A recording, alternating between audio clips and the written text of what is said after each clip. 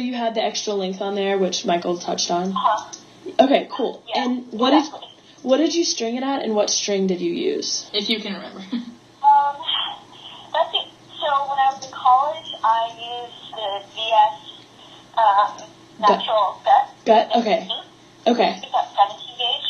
And then I strung it at 64. Okay.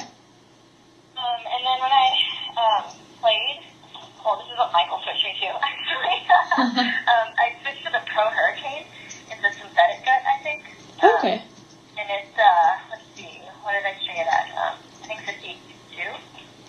62, right? Different. 62 or 52? 52.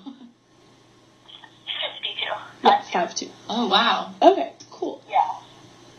So what did you find that you like were able to gain a lot of power stringing it that much lower, or? I liked the gut because of the power. I switched to the other one because Michael felt that it gives you more spin and control, and it still was powerful. So, I mean, for me, I felt like the gut had a little bit more touch. Like you can feel the ball a little bit more. You guys understand what I mean, right? Yeah, Yeah, exactly. of course. Yeah. But you know, the synthetic gut, the Hurricane was a little different. But wait, let me ask you.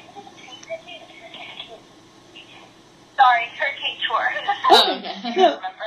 No. The yellow one. Yeah. Yeah, that's totally fine. Okay. No, 16 gauge. It's been a while, I guess. No. But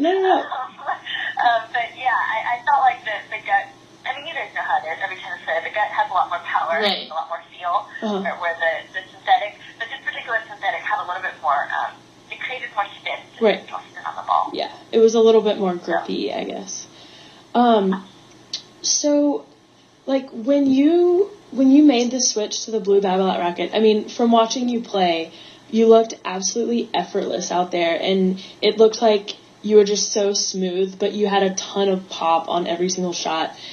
Would you say that the racket definitely helped you in kind of getting that pop on the shot? Definitely, because I switched when I was like 16. That was the first time I switched to the Babolat racket, and the Babolat rackets, that was just when they started coming out, they were new, and all the juniors in the U.S. were starting to use them. I was using, I think, Prince for that, so I definitely felt a big difference in power. The racket for sure gives you a lot more power. Yeah, you know, I think you can be successful by going to college and going pro. I mean, I think you take like a Lisa Raymond or even Laura Granville, you know, it depends on what you consider successful. If you want to be top 10, top 20, top 50, top 100, or whatever, everyone has different goals. But there are a lot of successful people out there that have done college.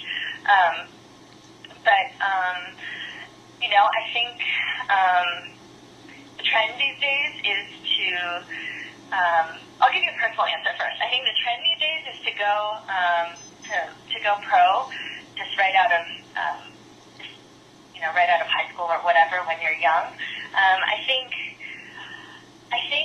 as a life decision, I think it's better for people to go to college because I think they still have the opportunity to make it.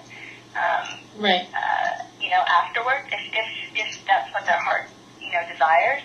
I think the difference is that when you see a lot of these college players go out there, their priorities have changed a lot, and they either have, you know, job offers or, you know, they have a lot of other things that they want to do, whether it's job or, you know, socially they want to get married or whatever. They have all these other different options. So it's a little different after college, where when you just go pro out of high school, you're just very focused and you only know one thing. You know, you have no school, you have nothing else, right? And you just either make it or you don't. So I think that's why you see the difference, and not as many college players doing as well.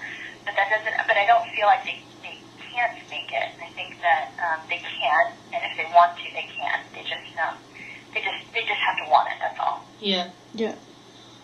All right. If that makes sense. No, exactly. Totally. No, yeah, for sure. That's what you guys are looking for. Yeah, exactly. Well, I think that pretty much covers all of it.